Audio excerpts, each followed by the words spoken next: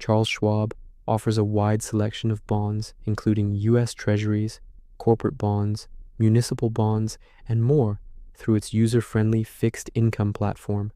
Step-by-step guide. Log into your Schwab account, go to schwab.com, or open the Schwab mobile app. Navigate to Fixed Income, click Trade, select Bonds and Fixed Income, or go directly to the Fixed Income Hub. Search for bonds.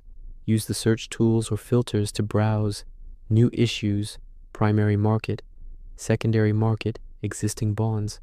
Filter by type, treasury, corporate, municipal, maturity, yield, credit rating, etc. Review and buy. Select a bond, review details, price, yield to maturity, YTM, coupon rate, maturity date, and call provisions. Enter the quantity.